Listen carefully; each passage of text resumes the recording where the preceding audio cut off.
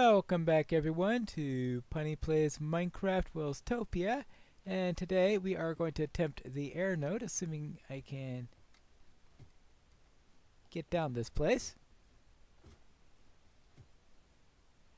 And here we are. Right now we don't have much, but for the air node it's going to be important to be vertical. We're going to need vertical distance, so therefore all that space that we came down here, we are going to have to cut out quite a bit of a height so that we can represent the vertical nature of this one, because of course we're representing air.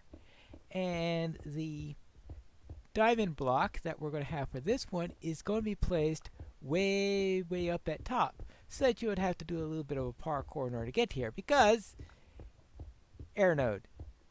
I suspect though it'll be a lot easier for anyone with an elytra, but since I don't routinely wear one of those things, it's going to be tougher for me to try it. It'll probably be very easy for someone who is used to using an elytra and who can launch from it, because I am going to give this thing some distance in there. Maybe I could see how this works with an elytra after I build it. But right now I need to cut out a pretty large area. I've cut out this semicircle along this side. I still have to do the other side to it. So the idea, we'll have a circular room. It'll still be a lot higher than this, so I'll make it a cylinder shape. And the plan is to have polished diorite here as the color. I may push back the diorite. No, I won't push back the diorite. It's possible that I may make the first layer into glass. I have to still think about exactly what I want to do for that and what I want to do for lighting. But right now I'm just trying to get the hemisphere cut out. So therefore it's back to mining. I've carved out the full breadth of the room, have polished diorite for the walls.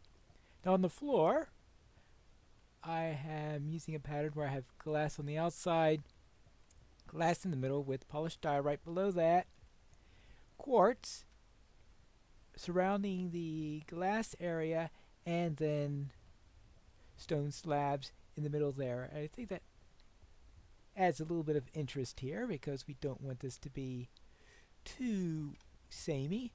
Now, the ceiling is going to be another tricky thing. The ceiling right now is only 1, 2, 3, 4, 5, 6, 7 high, which is still lower than I want. So I'm going to have to raise that up a little bit more.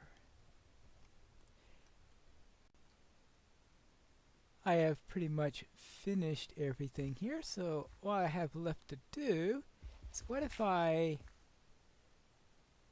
drop this right here and put the diamond block right there. Good. And that should be out of reach from the floor.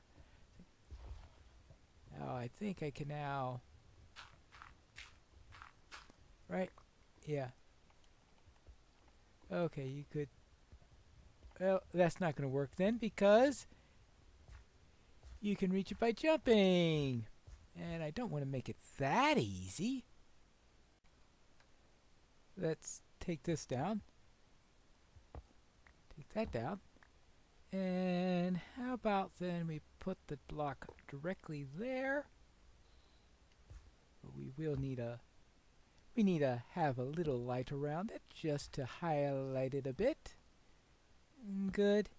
And that will be the treasure for here. Of course, we're going to take down all this dirt.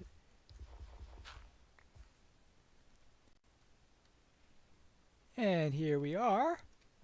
The only problem now is that there's no way to reach that.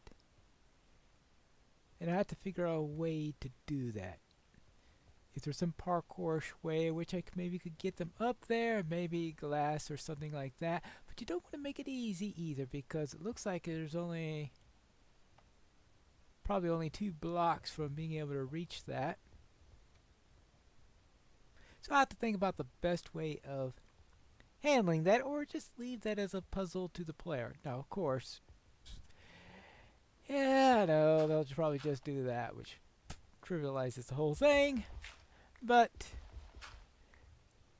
there's only so much you can do in Minecraft to prevent something like that. Let me see if I could come up with a puzzle like or something like that to do on there. I've got an idea now. What if instead of white, as we currently have up there, we changed it to sky blue? And of course, the natural thing that you will see in the sky would be a few clouds around here. So I'm thinking having a blue ceiling to represent a blue sky and a few clouds as something to be hanging up there, and that will be our top up there. And the challenge then is to try to throw an ender pearl so that you will land on top of one of the clouds. So therefore I'm going to need some white stained glass and something that is sky blue. Something I could get a lot of that sky blue. Sounds like we're going to need some wool. That looks pretty good so far, though we are going to need a source of light. And what I was thinking of for that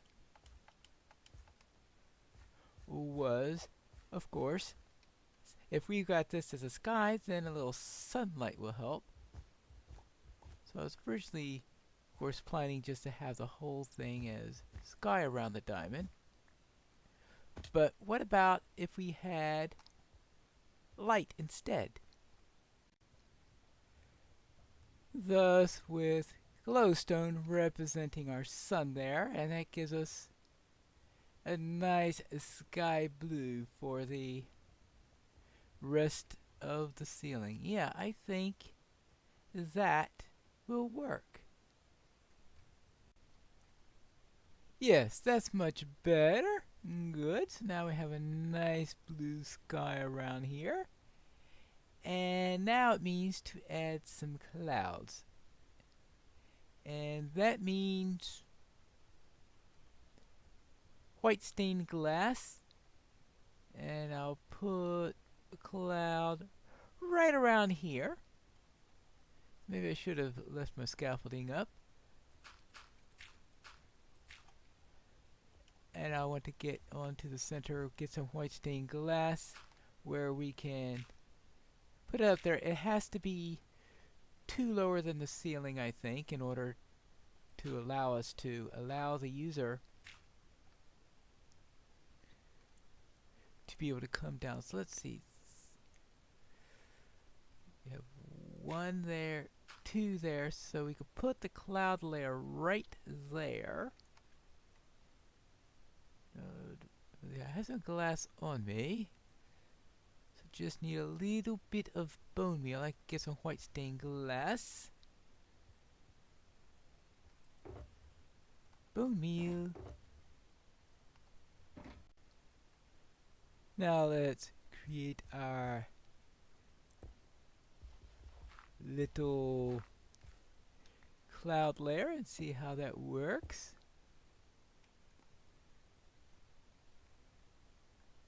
So I have to get on top of the clouds. Yeah, I could do the rest of it from on top of the clouds itself.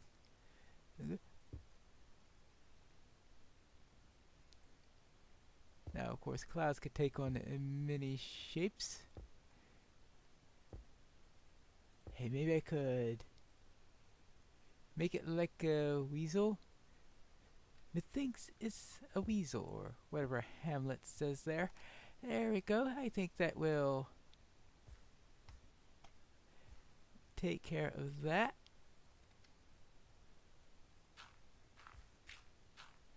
Good.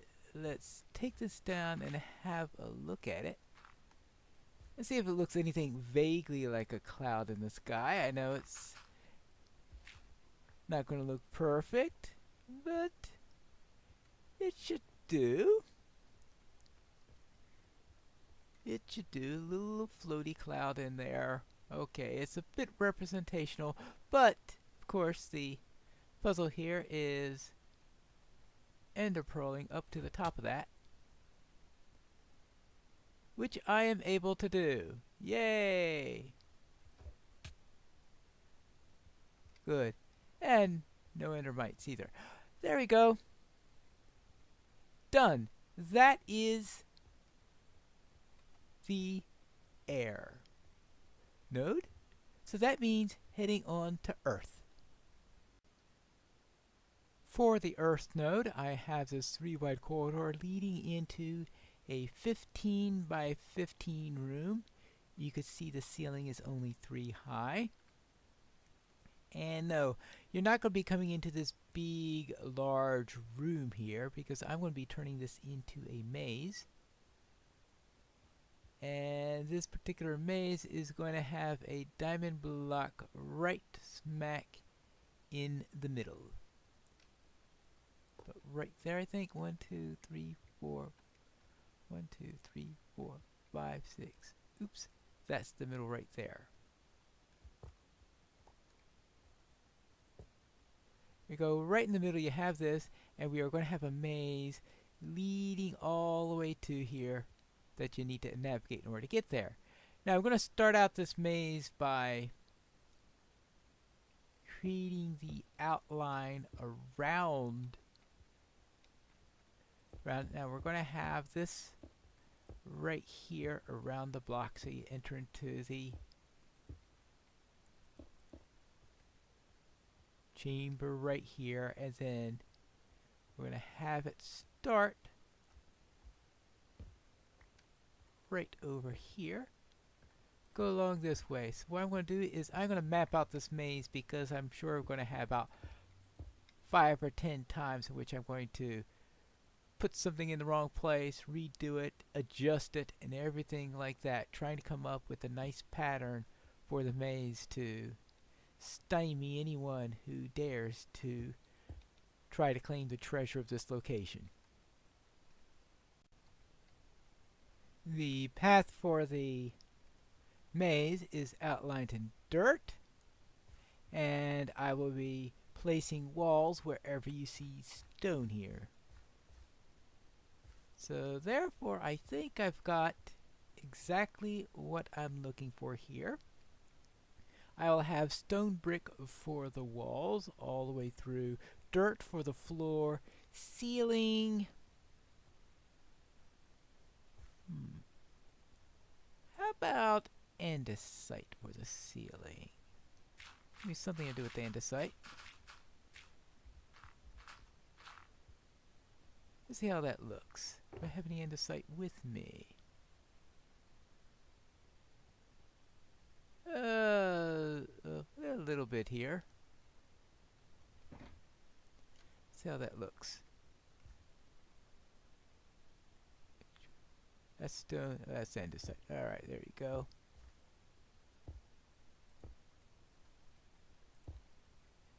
Yeah, I think it'll work. I think that works. Stone brick for the walls, dirt for the floor, and andesite for the roof. We have everything around here laid out. Now if I could just remember the route I have. Oops, that is not it. This way? Yeah. Alright. And I moved this off, but originally I had it centered. I pushed it off by 1 so it wouldn't be too obvious. If you look in here, yes, you will see the diamond block. But if you move by quickly, you're going to miss it, even if you go this way. Of course, if you turn like this and say, oh, what's down this way, you will find it. I decided to use polished andesite for this room, since this is the treasure room. There we go. And now, it takes care of that. But I thought it's a nice touch. We should add some cracked stone brick occasionally around here.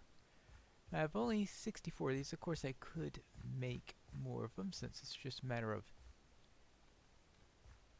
baking the stuff. The question is, where should I put this? Should I just do it randomly, or would it be certain areas that'll have it? Well, I certainly don't want anything that's going to be over your head, because that's the last thing that I want to be showing cracked.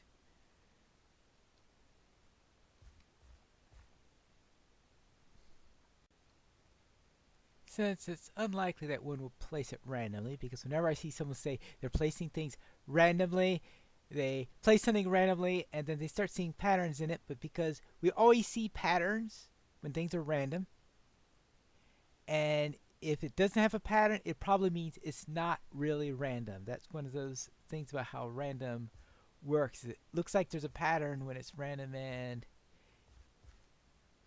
so it does. So I thought I will put in a pattern instead. And that pattern that I'm going to put in is that I'm going to I'll put it on the left down in the directions you're supposed to go. In other words, it's going to act as a hint. Now, I'm not going to have it all the way around, but every once in a while I'm going to throw in a cracked stone brick. And if it's on your left side, it means you're going in the proper direction. And no, it doesn't mean that you're going to get a silverfish or anything like that, which... There you go. So therefore, we'll just keep on heading to the left. But if we're in an invalid area, then there won't be any of these. Occasionally we'll... Oops, not that high. The idea is I won't have any if you are going in the wrong direction. You won't see any of these. Now, of course, there won't be any clue books or anything like that to say that what's going on in there, but I think that'll work. In this case right here, we are going to be having it, of course, appear on the other side, which is here, which is invalid, but you'll see that this right here, if you go down here, it's going to be on your left side. Well, I wasn't saying it earlier, but because it's going to be on the right side when you're going in the right direction. Okay, yes, I might have got my directions wrong there in a moment. So therefore, this is going to be on your right side. This is going to be on your right side. If you're over here, it's on your left side, so you're going in the wrong direction, that means. If you're going down here, you don't see any of them. You turn around here, it's on your left side, but that means you're going in the proper direction now. Because even though that's not part of the official track, it is going to get you back onto the track. So here, now it's on your right side, so it's proper direction. Here, it's in the wrong direction. So you go back down here, good, all the way through. Now at this intersection here, if you come down this way, oops, it's on the left, so that means you must turn this way. I think I got this. Yeah, this is correct. So that means that even though you won't be seeing the diamond there, you'll be seeing this. Boom. Keep this to the right. I think that's going to work.